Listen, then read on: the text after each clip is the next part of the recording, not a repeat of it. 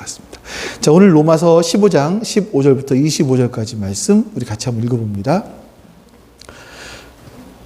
그러나 내가 몇 가지 점에 대해서 매우 담대하게 쓴 것은 하나님께서 내게 주신 은혜를 힘입어서 여러분의 기억을 새롭게 하려고 한 것입니다. 하나님의 이 은혜를 내게 주신 것은 나로 하여금 이방 사람에게 보내심을 받은 그리스도 예수의 일꾼이 되게 하여 하나님의 복음을 전하는 제사장의 직무를 수행하게 하시려는 것입니다. 그리하여 이방 사람들로 하여금 성령으로 거룩하게 되게 하여 하나님께서 기쁨으로 받으실 제물이 되게 하시려는 것입니다. 그러므로 나는 하나님을 섬기는 일을 그리스도 예수 안에서 자랑스럽게 생각합니다. 그리스도께서 이방 사람들을 복종하게 하시려고 나를 시켜서 이루어 놓으신 것밖에는 아무것도 감히 말하지 않겠습니다. 이 일은 말과 행동으로, 표징과 이적의 능력으로, 성령의 권능으로 이루어졌습니다. 그래서 나는 예루살렘에서 일루리곤에 이르기까지 두루 다니면서 그리스도의 복음을 남김없이 전파하였습니다. 나는 이와 같이 그리스도의 이름을 알려진 곳 말고 알려지지 않은 곳에서 복음을 전하는 것을 명예로 삼았습니다. 나는 남이 닦아놓은 터 위에다가 집을 짓지 않으려 하였습니다. 성경에 이렇게 기록한 바 그의 일을 알지 못하던 사람들이 보게 될 것이요 듣지 못하던 사람들이 깨닫게 될 것이다 한 것과 같습니다. 그래서 내가 여러분에게로 가려고 하였으나 여러 번 길이 막혔습니다. 그러나 이제는 이 지역에서 내가 일해야 할 곳이 더 없습니다. 여러 해 전부터 여러분에게로 가기를 바라고 있었으므로 내가 스페인으로 갈 때에 지나가는 길에 여러분을 만나 보고 잠시 동안만이라도 여러분과 먼저 기쁨을 나누려고 합니다. 그 다음에 여러분의 후원을 얻어 그곳으로 가게 되기를 바랍니다. 그러나 지금 나는 성도들을 돕는 일로 예루살렘에 갑니다. 아멘. 자, 여러분들에게 먼저 퀴즈를 하나 내겠습니다. 자, 우리 그림을 하나 보실까요? 퀴즈는 아니고요. 이 그림이 누구의 그림이고 제목이 뭔지 밀레의 이게 만종 아닌가요? 만종. 네. 근데 이 그림을 이 밀레의 만종을 모사한 사람이 하나 있어요. 다음 그림 볼까요? 네. 혹시 누가 그렸을까? 밀레를 굉장히 좋아하는 사람이고요. 밀레의 만종을 모사했어요. 모르시겠죠? 이건 누가 그렸는지. 다음번, 이번엔 밀레에 씨 뿌리는 사람이에요. 이 그림을 모사한 사람이 하나 있어요. 똑같이 또 그 사람이 또 모사했어요. 다음 그림. 혹시 누군지 아시겠어요? 고흐 그림의 풍. 그쵸? 다음 그림. 이번에는 밀레의 낮잠입니다. 다음 그림을 볼까요? 이것도 모사했어요. 예. 말씀하신 것처럼 고흐가 그린 그림이 맞습니다. 사실 고흐는 27살까지, 고흐는 자기가 일기를 썼어요. 그래서 자기의 그림에 대해 설명하기도 했었고, 그렇기 때문에 그 고흐에 대한 이야기들은 우리가 많이 알려져 있는데, 고흐는 27살까지 그림이라고는 그려본 적이 없는 사람이거든요. 그러다가 이 밀레가 죽던 때에 밀레의 작품들이 프랑스의 릭생부르에서 그 경매가 열렸대요. 이 고흐가 밀레의 그림을 경매하는 그곳에 가서 밀레의 그림을 처음 보고선 이렇게 했다고 합니다. 자신이 서 있는 곳이 성스러운 땅이기 때문에 신을 벗어야 될 정도의 충격적인 느낌이었다. 밀레의 그림이요. 그 후로 고흐는 원래 이전에는 목사가 되려는 사람이었거든요. 고흐는 화가가 되겠다라고 결심을 합니다. 근데 고흐는 돈이 없었어요. 그래서 이 모델을 살 만한 그런 여력이 없었습니다. 그러다 보니까 항상 했던 게 뭐냐면 이런 밀레의 그림들, 가장 주가 밀레의 그림이었고 간혹가다 다른 사람의 그림을 모사를 했습니다. 이러면서 그가 그림을 배워나가기 시작했죠. 그러니까 다시 말하면 고흐는요, 밀레를 만났기 때문에 우리가 지금 알고 있는 그런 화가가 될 수 있었다라는 겁니다.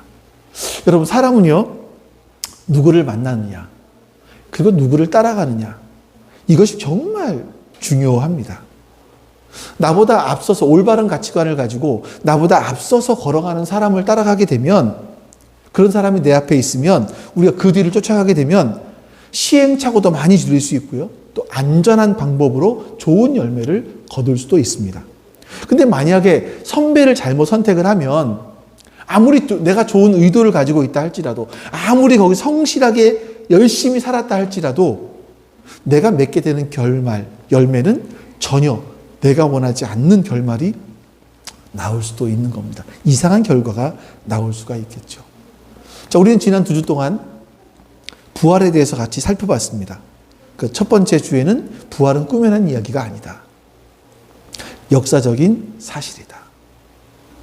자, 그로 말미암아 초대교회 성도들은 자신의 목숨을 내어 걸고 예수님께서 부활하신 것들을 사람들에게 증거했다, 이렇게 말씀을 드렸었고요. 그러니까 지난주에는요, 이 부활하심으로 말미암아 예수님이 하나님이라는 것이 선언되었다, 인정되었다. 그 예수님은 새로운 시대를 열어주신 분이셨다. 그러니까 예수님의 부활은 예수님께서 새로운 시대를 열어주신 그런 것을 보여주신 사건이었다. 그렇기 때문에 그 부활을 역사적 사실로 받아들인 사람들은 세상을 보는 눈이 달라진다, 세상을 바라보는 역사의식이 달라진다. 우리가 살고 있는 세상이 전부가 아니기 때문에, 또 앞으로 완전한 하나님의 나라가 임할 것이기 때문에, 나는 이미 그 나라에 속한 사람이기 때문에 이걸 깨달으면 내 정체감이 달라진다. 내 정체감이 달라지면 나의 살아가는 삶의 방식이 달라지고, 또 뿐만 아니라 이제는 새로운 보혜사이신 성령님께서 내 안에 찾아오셔서 나와 함께 하시면서 나를 도와주시기 때문에 우리는 이 소망을 가지고 끝까지 그 길을 걸어갈 수 있다. 보혜사가 내 안에 계신다. 우리는 이런 새로운 시대를 살게 되었다. 이런 말씀을 지난주에 드렸습니다. 자, 그런데 여러분, 혹시 그렇게 말로 듣기는 좋은데 실제로 그렇게 살아가는 사람들이 있을까라는 의문이 혹시 들지는 않으세요?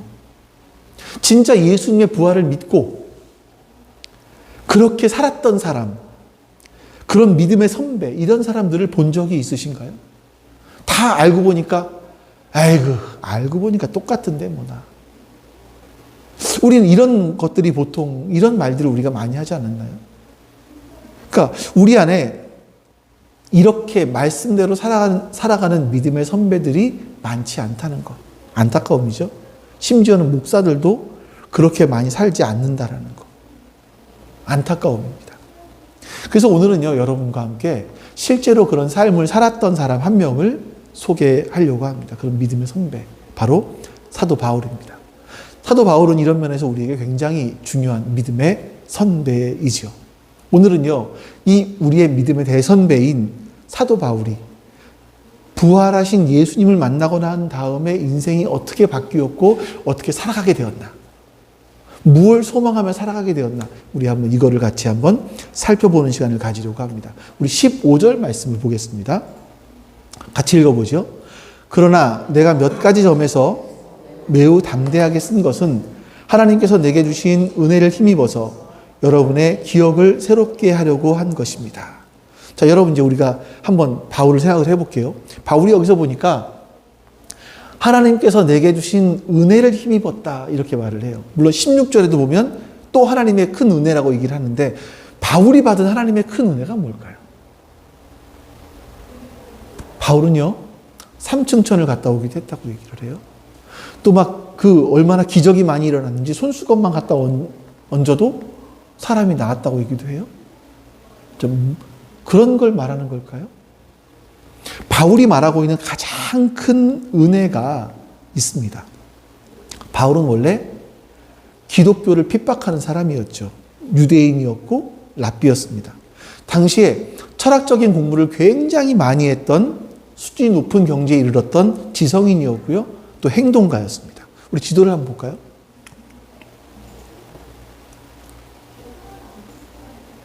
요거 말고, 요 전에, 이거. 그게 잘 안 움직일 수 있어요. 스페이스바를 어쩜 해야 될지도 몰라요. 자, 이게 바울의 첫 번째 여행이에요. 보시면, 여기가 예루살렘이에요, 여기가. 요 아래가. 보이시나요? 끝에 가셨는데, 여기 예루살렘에서 요 다메섹까지, 여기가 갈릴리 바다, 갈릴리니까 더 한참 위쪽에 있죠. 요 다메섹까지 바울이 그리스도인들을 붙잡기 위해서 가고 있었다는 겁니다.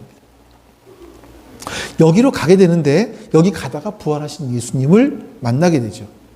이때가 예수님이 부활하시고 3년이 지났을 때였습니다.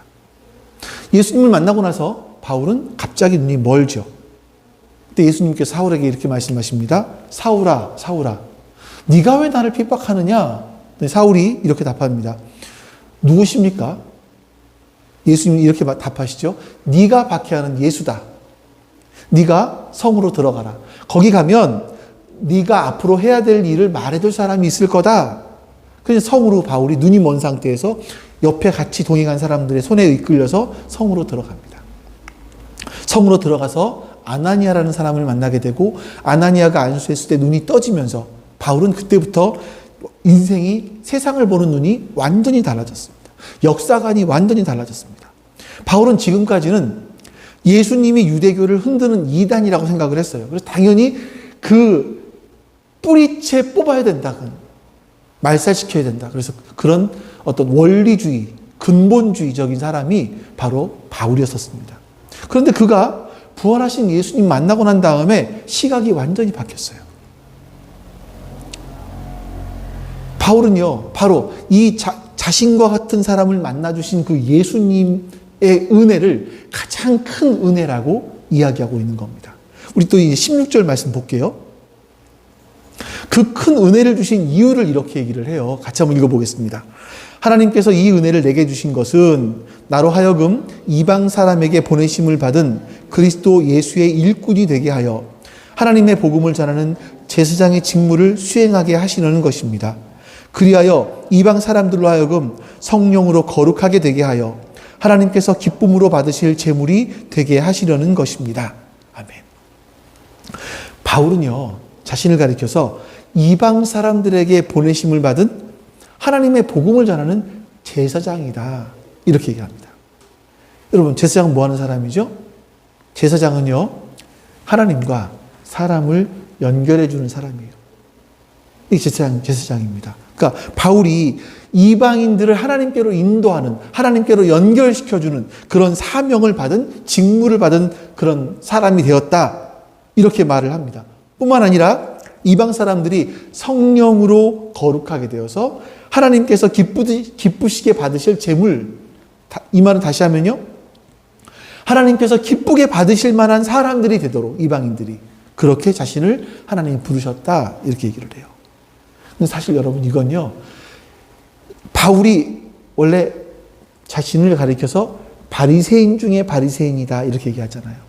그러니까 철저한 이 율법주의적인 관점에서 봤을 때 이방인들이 하나님께서 받으신다? 이거는 말도 안 되는 얘기예요.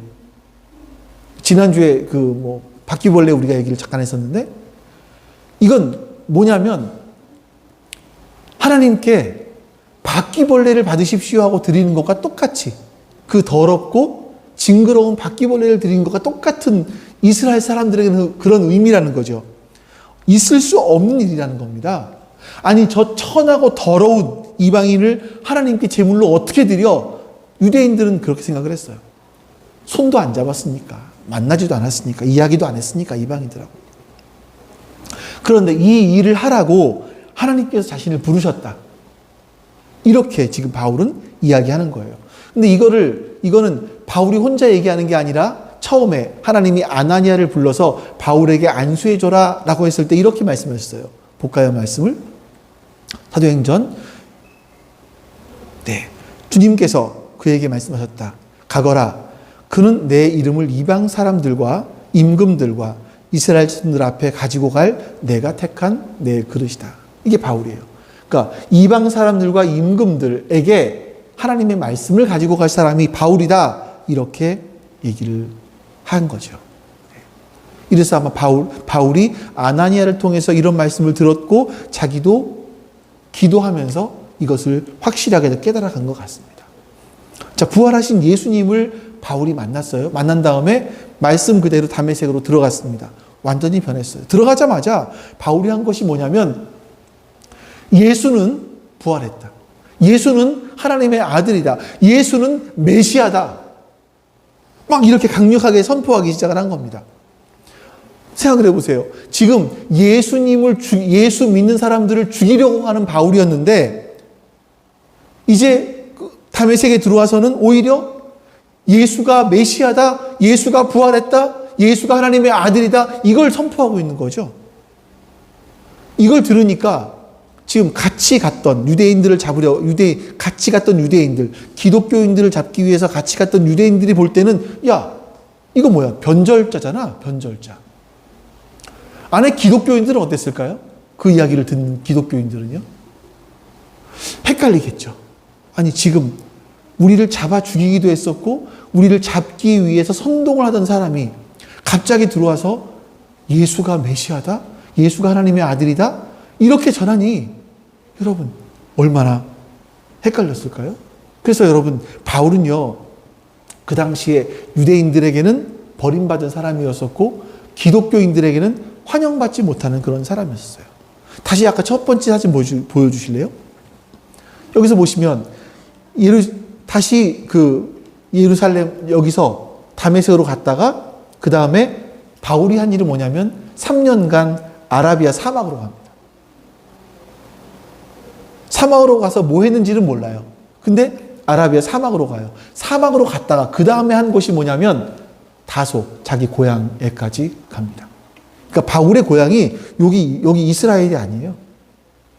다소. 그래서 로마의 시민권을, 외국에 살다 보니까 로마의 시민권을 가진 그런 사람이 되었던 것 같아요. 이 3년간 아라비아 사막에 머물다가 다소에 가서 AD 45년까지 약 8년 정도 자기 고향에 머물러 있어요.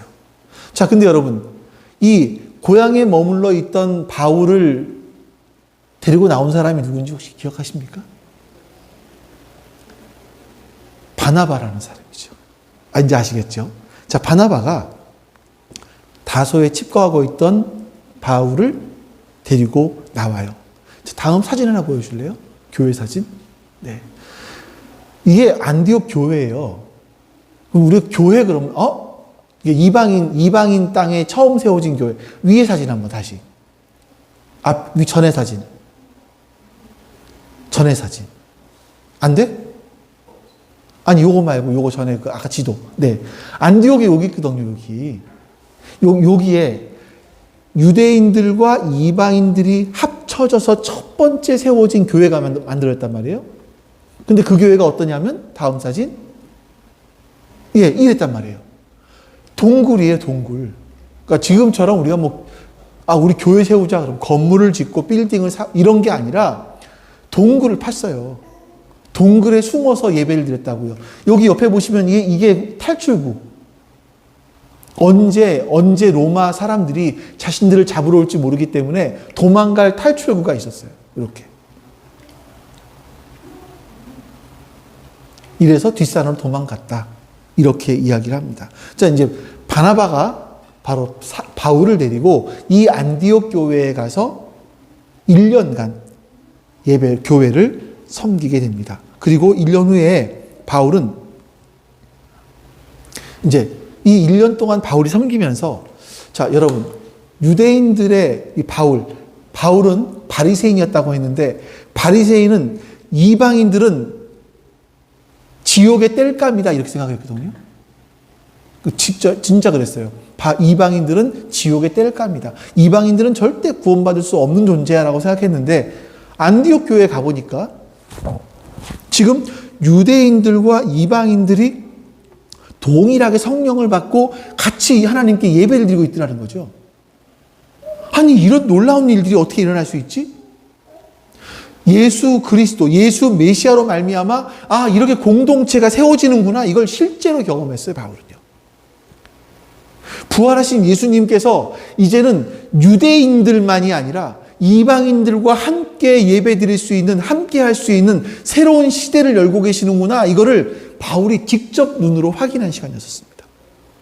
우리 18절, 19절 말씀 볼게요. 그리스도께서 이방 사람들을 복종하게 하시려고 나를 시켜서 이루어 놓으신 것밖에는 아무것도 감히 말하지 않겠습니다. 자, 그 일은, 복음을 전하는 그 일은요, 말과 행동으로, 표징과 이적의 능력으로, 성령의 권능으로 이루어졌습니다. 그래서 나는 예루살렘에서 일루리곤에 이르기까지 두루 다니면서 그리스도의 복음을 남김없이 전파하였습니다. 이방 사람들에게 복음을 전한 일은요, 말과 행동으로 했다, 이렇게 말하고 있어요. 그 표징과 이적의 능력으로, 성령의 권능으로 이루어진 것이다, 이렇게 말합니다. 여러분, 여기서 우리가 할 수 있는 범위가 있어요. 복음을 전할 때 우리가 할 수 있는 것이 뭐냐면 말과 행동입니다.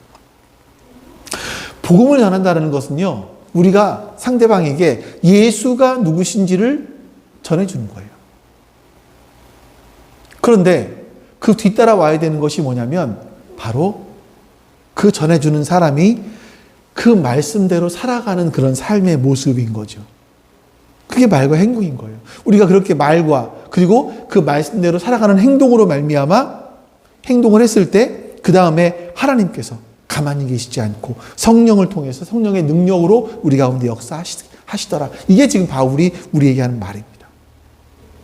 자, 여러분, 이런 일들이 일어나기 위해서는 한 가지 여러분들이 주의해야 될 게 있어요.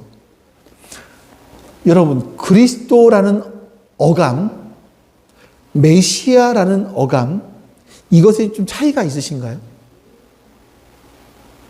어떤 뉘앙스, 예. 메시아라고 했을 때 뉘앙스, 제가 오늘 일부러 메시아라는 말을 사용을 하는데, 메시아라는 단어의 뉘앙스와 그리스도라는 단어의 뉘앙스가 좀 똑같나요? 다르시나요? 우리 기독교인들이요, 이럴 수가 있어요. 여기서 그리스도의 복음 이래 놓으면 사람들이 어떻게 생각해요? 그리스도 어떤 생각을 하냐면 나를 구원하시기 위해서 십자가에 죽으시고 부활하신 나의 구세주. 맞습니까? 맞아요? 네. 그러니까 이게 뭐냐면 그리스도를 나 개인의 구세주로 축소시켜요. 예수 그리스도를 나에게 사유화시키는 거예요. 사유화. 그러니까 굉장히 작게 만드는 거예요. 나를 구원하신 분. 근데 성경 전체를 보시면 예수님은요, 나 한 사람만 구원하기 위해서 오신 분이 아니세요. 전 세계를, 모든 인류를, 온 우주를 회복하기 위해서 오신 분이 메시아이세요, 메시아. 그래서 메시아라는 어감 자체가 우리에게 주는 게 뭐냐면, 나 한 사람을 구원하기 오신 메시아가 아니라, 시대를 구원하시기 위한 메시아. 그렇구나. 이런 생각을 하는 거예요. 그러니까 여러분들이 그리스도에 대한 이 개념들을 바꾸셔야 돼요. 나 한 사람 구원하기 위해서 오신 분, 그리스도 나를 위로하시고 나에게 힘을 주시고 맨날 이러고만 있단 말이에요, 우리가.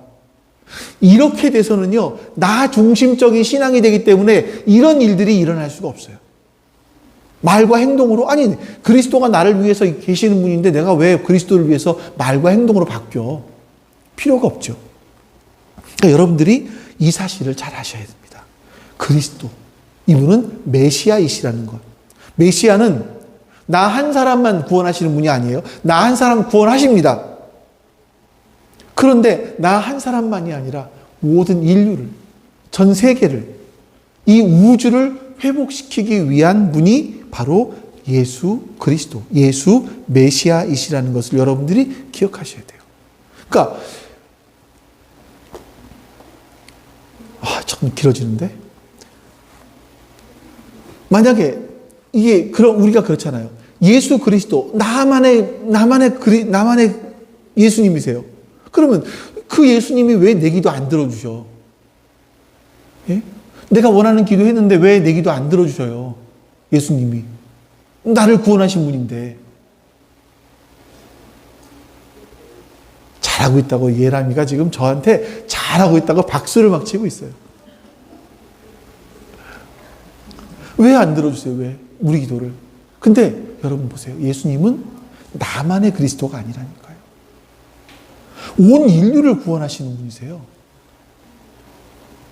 그러니 큰 틀에서 우리를 이끌어 가신다고요.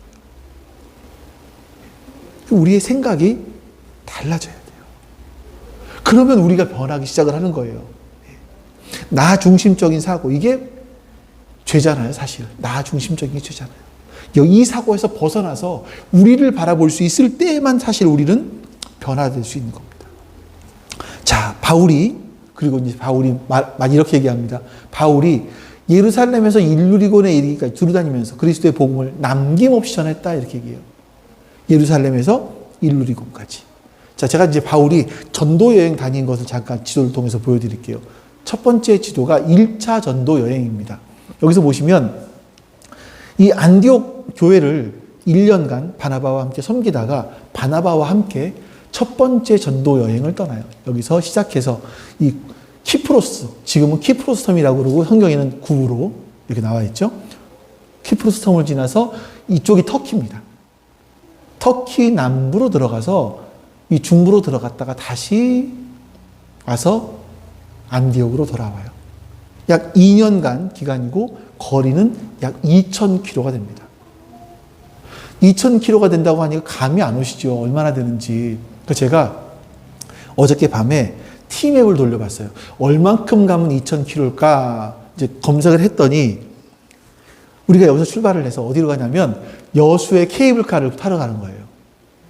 여수 케이블카를 타고 부산역, KTX 부산역을 찍고 다시 돌아오면 948km예요. 이렇게 도니까. 그러니까 바울이 배를 타고 가긴 갔지만 걸어서 이 길을, 이 우리나라를 2바퀴를 도는 거예요, 바울이. 첫 번째 전도 여행에서.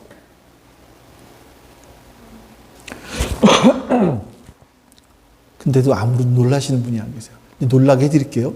자, 그리고 나서 2차 전도 여행을 떠납니다. 다음 사진이요. 역시 이번에도 안디옥에서 떠나요. 이거는 훨씬 넓죠. 안디옥에서 떠납니다. 바울은요, 여기서 안디옥에서 이제 바나바와 갈라지죠. 바나바는 마가를 데리고 아마 키프로스 쪽 이쪽으로 하지 않았을까 싶은데, 그러고 바울은 신라와 함께 이번에는 터키를 육로를 통해서 걸어갑니다. 터키 서부, 북부, 동부, 북부, 서부 쪽을 거쳐서 여기서 배를 타고 마게도니아로 갑니다. 마케도니아. 여기서 이제 빌립보, 데살로니가 여기 다 있어요. 이러다가 배를 타고 그리스도로 내려와요. 아덴, 아테네, 고린도, 겐그레아 지나서 다시 에베소로 들어갔다가, 터키 쪽에 에베소로 들어갔다가 배를 타고 예루살렘으로 가죠. 예루살렘으로 가서 가이사랴에 머물다가 다시 안디옥으로 갑니다. 이게 2차 전도 여행이에요. 이 전도 여행은요, 약 4,000km 정도가 됐을 거라고 얘기를 해요. 2배. 더 걸리지 않았을까 싶은데, 2배라고 이렇게, 글에 보니까 이렇게 써놨어요. 자, 바울은 이렇게, 2차 전도 여행을 하고요. 그 다음에 바로 이어서 또 3차 전도 여행을 또 떠납니다. 자, 3차 전도 여행은요, 이 거리가 더 짧아 보이긴 하는데 약 6,500km. 대단하죠. 그러니까 바울이 처음에 갔던 길을 다시 돌아서 터키를 통해서 가요. 그러다가 여기 에베소 어디 있어? 여기 에베소. 여기서 한 2년 정도 머뭅니다. 여기서 고린도 전후서를 2년인가요? 예. 1055년, AD 55년에 여기 도착을 해서 고린도 전후서를 써요. 그리고 다시 고린도 교회로, 그 다음에 고린도로 갔다가 고린도에서는 이번에는 로마서를 씁니다. 우리가 읽고 있는 로마서가 이 고린도에서 쓴 거예요. 3차 전도 여행 때 이 고린도에서 이걸 썼다. 근데 고린도에서 로마가 여기 있어요, 여기. 예. 바울은 항상 여기를 가고 싶어 했어요. 여기서 로마로 편지를 쓰면서 15장 19절에서 이렇게 얘기를 하죠. 볼 건 없어요. 예. 내가 아까 봤다시피 내가 이 예루살렘에서부터 시작해서 일루리곤이 어딨냐면 이 마케도니아 옆에 있어요, 여기. 요거 일루리곤 지역이라고 해요. 그러니까 내가 예루살렘에서 시작해서 일루리곤까지 복음을 남김없이 전했다. 23절 상반절에는 내가 더 이상 복음을 전할 곳이 없다. 이런 말을 해요. 자, 여러분. 아까 1, 2, 3자 보셨지만 바울이 복음을 다 전했다고 하는데 좀 뻥이 심한 것 같지 않으세요? 다 전한 거 아니잖아요. 계속 갔던 길 다시 왔다 갔다 했잖아요. 근데 바울은 복음을 남김없이 전했다. 이렇게 얘기합니다. 이게 무슨 말일까를 이해하셔야 돼요. 바울은요, 과장을 한 것이 아니고요. 여러분, 이제 봄이 됐으니까 파종을 하지 않습니까? 파종을 할 때 씨를 심거나 파종을 하거나 아니면 모종을 할 수 있죠. 제가 요즘에 파종, 모종, 이런 일 하네요. 하는데, 이건 뭘 심을 때는 분명하게 거리를 두고 심어야죠. 한 번에 심으면 어떻게 되냐면, 썩는다 그러더라고요. 항상 씨는 더 거리를 더 띄고, 모종도 거리를 띄고 심는다라고 얘기를 해요. 바울이, 점점점점 안 돼요. 거점들이에요, 여기가. 중요 거점들. 나중에 이제 여러분들과 데살로니가서를 하다 보면 데살로니가라는 이 도시가 어땠는지를 아시게 될 건데 이 중요 거점을 통해서 바울은 복음이 다 사방으로 퍼져나갈 것이라고 생각을 했던 거죠. 그래서 바울은 곳곳에 교회를 세우고 이 교회들을 통해서 복음이 퍼져나가기를 바라고 있었다. 이런 겁니다. 자, 근데 바울이 여러분 오늘 본문의 로마서를 쓰면서 자신의 꿈을 한 가지 이야기를 해요. 22에서 25절 말씀 볼까요? 잘 안 되지. 네. 읽어보겠습니다. 그래서 내가 여러분에게로 가려고 하였으나 여러 번 길이 막혔습니다. 그러나 이제는 이 지역에서 내가 할 해시 더 없습니다. 여러 해 전부터 여러분에게로 가기를 바라고 있었으므로 내가 스페인으로 갈 때에 지나가는 길에 여러분을 만나보고 잠시 동안만이라도 여러분과 먼저 기쁨을 나누려고 합니다. 그 다음에 여러분의 후원을 얻어 그곳으로 가게 되기를 바랍니다. 그러나 지금 나는 성도들을 돕는 일로 예루살렘에 갑니다. 바울이요 하는 말이 뭐냐면 내가 로마에 여러 번 가려고 시도했었다. 근데 길이 막혔다. 그리고 보니까 로마 교회 여러분들의 후원을 받아서 나는 스페인으로 가고 싶다. 이런 이야기를 하는 거예요. 자, 바울이 왜 스페인을 가고 싶어 했을까? 다음 사진 좀 보여줄래요? 더 이제 좀 확대해 놓은 지도예요. 예루살렘이 여기 있어요. 여기 예루살렘 여기 있고요. 아까 봤던 여기 데살로니가 에베소는 여기 쪽에 있죠. 안디옥은 여기 있고요. 데살로니가 지역이 여기예요. 고린도가 여기 있어요. 스페인은 여기 있습니다. 자, 이 말이 뭐냐면요. 이 스페인이라고 하는 것은 이 당시 이 땅덩어리의 서쪽 끝이에요. 자, 예수님께서 뭐라 하셨습니까? 마태복음에 너희는 땅 끝까지 가서 말씀하시잖아요. 지금 바울은요. 이 땅 끝을 가고 싶었던 거예요. 스페인. 근데 이 땅 끝을 가기 위해서 로마 교회 여러분들의 좀 후원을 받고 싶다라고 이야기를 했던 거죠. 하지만 지금은 나는 예루살렘으로 간다. 왜 지금 여기 고린도에서 예루살렘으로 다시 가냐면 지금 여러분 예루살렘에는요 큰 기근이 들었었어요. 이 당시에가. 그래서 이 기근 때문에 예루살렘 교회 성도들이 굉장히 어려웠거든요. 바울이 뭘 했냐면 이방인들에게 야 너희들 이번에 모교회와 우리는 하나라는 걸 한번 연결시켜 알기 위해서 그 교회를 위해서 헌금을 하자. 그래서 마케도니아 지역에 있는 교회들 또 고린도에 있는 교회들의 이야기를 해서 헌금을 걷어서 구제 헌금을 가지고 예루살렘으로 가는 거예요. 도와주기 위해서. 내가 먼저 지금은 예루살렘으로 가야 된다. 이런 이야기를 지금 하고 있는 겁니다. 그 다음에 여러분 사도 바울은요. 예루살렘으로 갔다가 유대인들에게 붙잡혀요. 죽을 뻔합니다. 근데 바울이 로마 시민권을 갖고 있는 걸 로마 청부장이 알게 되고 이 로마 청부장이 바울을 구해서 이 전사진 한번 여기 있었나? 전사진에 있었나? 네. 어쨌든 첫 번째 사진.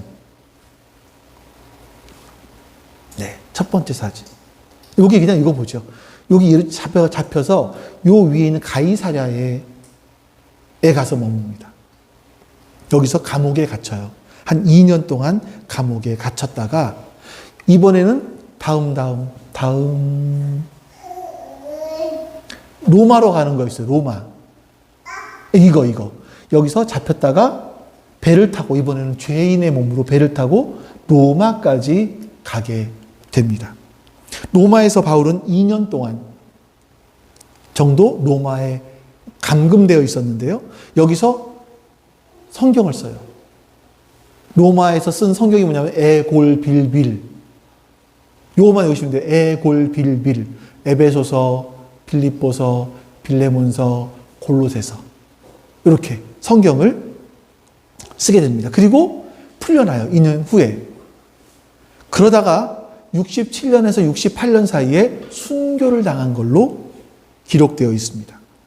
62년에 석방돼서 순교하기까지 약 6년 사이에 바울은 뭘 했을까? 스페인에 갔을 가능성이 굉장히 큽니다. 이제 그게 뭐냐면 성경에는 없어요. 초대교회 교부 중에서 몇 명이 바울이 스페인에 가서 복음을 전했다라고 이야기하는 사람들의 글이 현재 존재해요. 이러다 보니까 학자들 중에서는 바울이 스페인에 갔을 수도 있겠다라고 말하기도 합니다. 근데 명확하지는 않습니다. 어쨌든 간에 보세요. 바울은 땅끝 스페인까지 가서 복음을 전하기를 원했어요. 소원했어요. 바울이 갔을 수도 있어요. 아니면 바울을 추종하던 사람들, 바울을 따르던 사람들이 갔을 수도 있겠죠.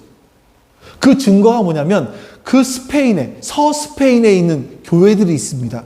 그 교회들의 바울의 신학적인 요소들이 그 교회들에 남아있더라. 이겁니다. 자, 여러분. 제가 지금까지 이 긴 시간 동안 왜 바울의 일생을 이렇게 여러분들께 말씀을 드릴까요? 그 이유가 뭘까요? 부활을 상징이나 신화나 어떤 이야기거리가 아니라 역사적인 사실로 받아들였던 사도 바울은요, 복음을 이 절대로 유대라는 이 한 구석에 가둬놓을 수만은 없다라는 사실을 알고 있었습니다. 하나님이 역사 속에, 인간의 역사 속에 개입하셔서 새로운 나라를 시작하셨다면 이 이야기는 유대만이 아니라 모든 이방인들도 다 알고 있어야 된다. 이것이 바울의 생각이었어요. 그래서 온 세상이 유대인들만이 아니라 이방인들 그리고 온 세상이 회복되어야 된다라는 것이 바울의 생각이었습니다. 이걸 위해서 여러분, 이걸 위해서 지금 사도 바울은 13,300km 걸어서 13,300km를 다니면서 복음을 전했다라는 겁니다. 가다가 강도를 만나기도 하고 추위에 떨기도 하고 동족이나 이방인들의 위협을 당하기도 하고 굶기도 하고 매를 맞기도 하면서 이거를 했어요. 바울이 어떤 사람입니까, 여러분? 바울의 글을 읽어보면 이 사람은 공부를 굉장히 많이 한 사람이에요. 이 정도, 바울의 글 정도를 쓸 만한 사람들이 별로 없어요. 그러니까 당대 최고의 철학자들과 어깨를 나란히 할 수 있는 그런 사람들이었었죠, 바울이. 그것만이겠습니까? 이렇게 논리적이고 지적인 훈련을 받은 사람이, 그리고 경제적으로도 안정이 되어 있었고 지위도 상당히 높았던 사람이 왜 여기까지 가서 이런 일들을 하고 있냐라는 거예요. 왜? 이거 가면 누가 돈을 줍니까? 누가 알아줍니까? 아니잖아요. 근데 바울은 여러분, 부활하신 예수 그리스도를 만난 이후에 멈출 수가 없었던 거죠. 멈출 수가. 왜냐하면 그는 메시아를 만났기 때문에, 세상을 구원하실 메시아를 만났기 때문입니다. 바울은 그 메시아를 만나고 난 다음에 자신의 인생관이 바뀌어요. 세상을 보는 역사관이 바뀌어요. 그리고 자기 인생의 이야기를 새롭게 써가는 거예요. 안 그랬으면 유대교의 랍비로, 바리새인으로 살았을 텐데 인생이 바뀌었어요. 역사가 바뀌었어요. 그 바울이 써나간 이야기를 우리가 지금 이렇게 읽고 있는 거잖아요. 여러분, 바울이 부활하신 메시아 예수 메시아를 만나고 난 다음에 인생이 바뀌었고 바뀐 인생들의 이야기를 이렇게 써놓은 것처럼 이젠 여러분과 제가 그런 이야기를 써내려가야 될 때가 아닌가 싶습니다. 바울은 워낙에 배운 것도 많고 능력도 많고 열정도 대단한 사람이에요. 당대 최고의 사람이었잖아요.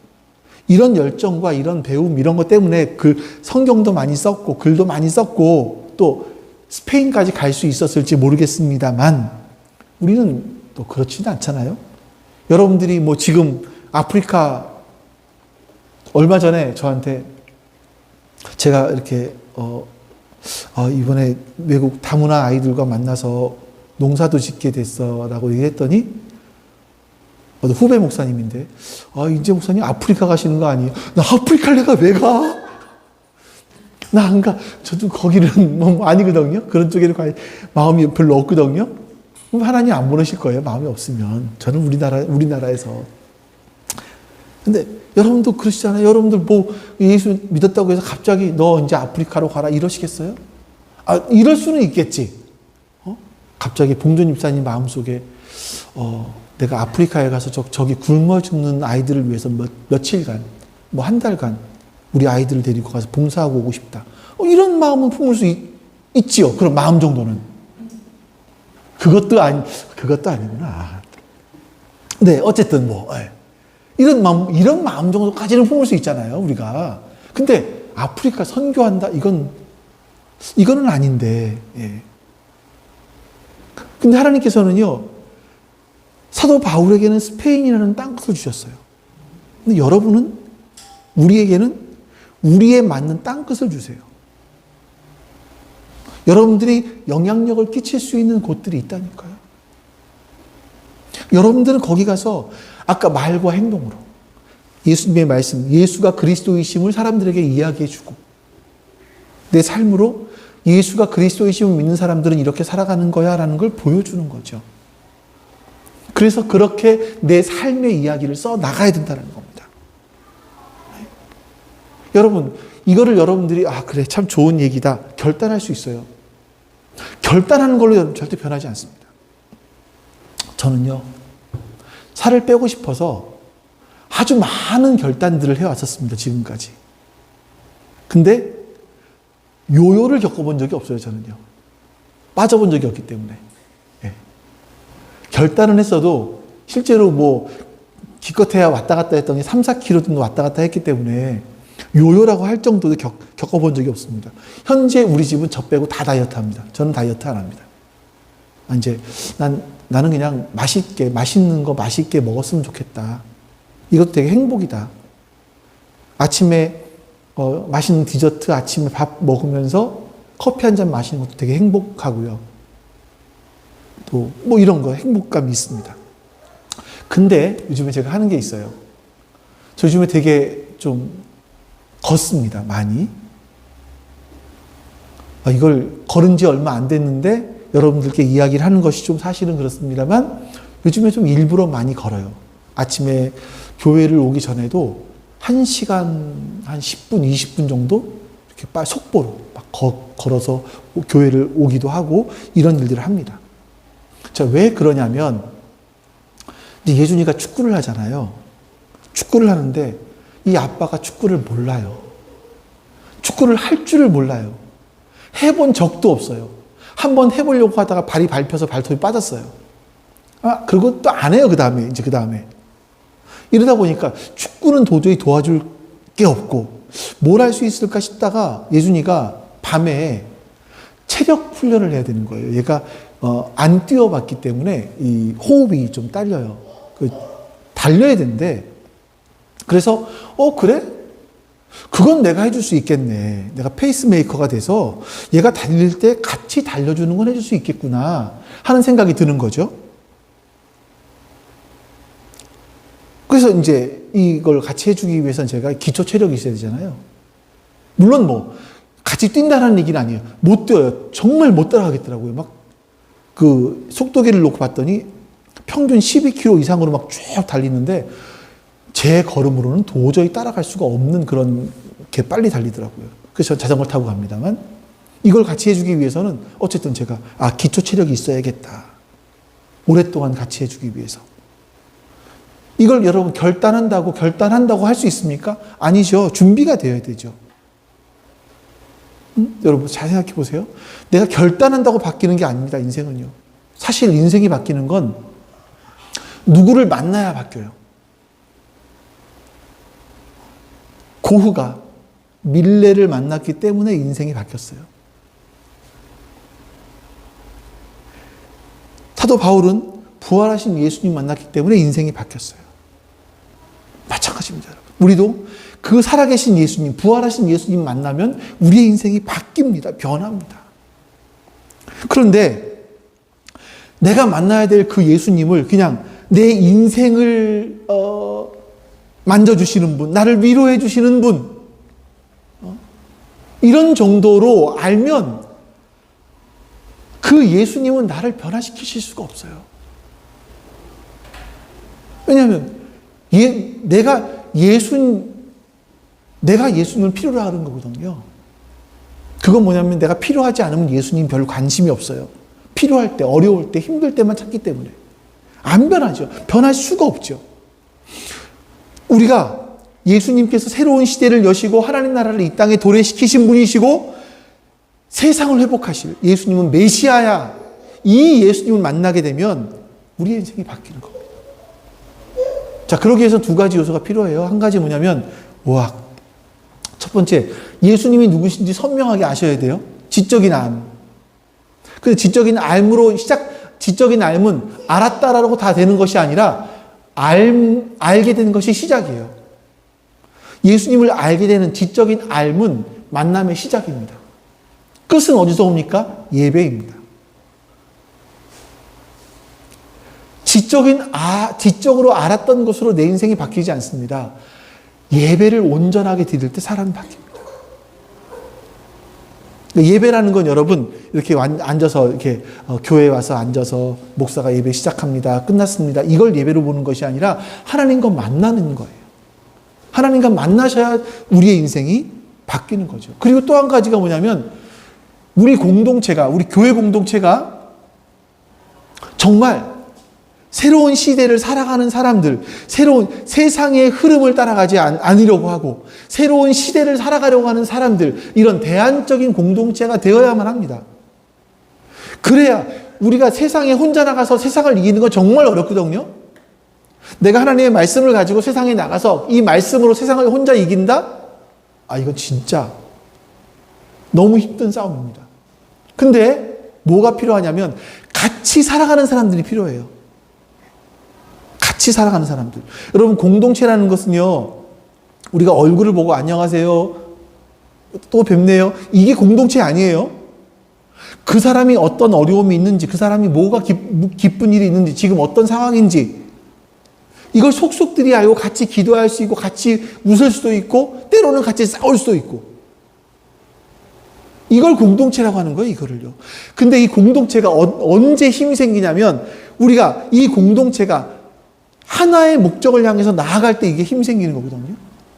우리 안에 그런 일들이 있어야 되는 거예요. 우리 교회가 그런 공동체가 되어야 되는 거죠. 그럴 때 우리는 부활하신 예수 메시아를 만나서 삶이 변화된 그 이야기를 써내려갈 수 있는 겁니다. 내가 써내려간 그 이야기를 누군가 보고, 나도 저 믿음의 선배처럼 살았으면 좋겠다. 저런 선배가 있었으면 좋겠다. 예? 자식들이요. 예? 여러분, 우리의 자식들이 우리를 보면서 난 저런 아빠처럼 살았으면 좋겠어. 나는 저런 엄마처럼 살았으면 좋겠어. 저런 믿음의 사람이 됐으면 좋겠어. 라고 말해줄 수 있는 그런 모습이 되었으면 정말 좋겠습니다. 여러분들은 어떤 인생의 이야기를 써나가고 계십니까? 세상에서 아무리 화려해도 그 안에 예수가 빠져 있다면 우리는 하나님 나라 갔을 때 그 이야기는 굉장히 허접한 이야기일 겁니다. 근데 실제 우리의 삶이 세상 사람들이 바라볼 때는 별거 아닐 수 있지만 그 안에 예수가 들어있다면, 부활하신 예수님으로 말미암아 변화된 나의 인생의 이야기가 들어있다면 그 이야기는 하나님이 굉장히 기뻐하실 이야기일 겁니다. 여러분은 어떤 이야기를 써 내려가고 계십니까? 저는 여러분과 함께 제가 정말 아름다운 복된 믿음의 선배들이 되실 수 있기를, 정말 닮고 싶은 믿음의 선배가 되실 수 있기를 주님의 이름으로 소망하고 축원합니다. 하늘에 계신 우리 아버지 하나님, 그 하나님께서 우리의 강력한 보호자, 우리의 아버지가 되어주셔서 감사합니다. 하나님, 바울이 부활하신 예수님 만난 이후에 그 하나님의 이름을 높였던 것처럼, 하나님의 기쁨이 되었던 것처럼 우리 역시 하나님의 이름을 높이는, 하나님의 명예를 높이는 그런 사람이 될 수 있도록 주님 은혜를 베풀어 주시옵소서. 우리가 하나님의 명예를 높이는 삶을 살 수 있는 그 이유가 있다면 그 모든 나라와 권세와 영광이 바로 우리 아버지께 영원히 있기 때문입니다. 예수 그리스도의 이름으로 기도하옵나이다. 아멘. 이제는 우리의 죄를 대신 지시고 우리 인류와 온 세상과 온 우주를 구원하기 위해서 십자가의 길을 걸어가신 우리 주 예수 그리스도의 은혜와 이 세상을 보시며 아파하신 것으로 가만히 계신 것이 아니라 그 아들을 이 땅에 보내신 아버지 하나님의 사랑하심과 그 사랑을 깨닫게 해주시고 그 사랑을 실천할 수 있도록 도우시는 성령 하나님의 내주하심, 교통하심이 지금 주 앞에 모여 예배드린 모든 하나님 백성들 머리 위에 지금부터 영원토록 함께 하시기를 간절히 축원하옵나이다. 아멘.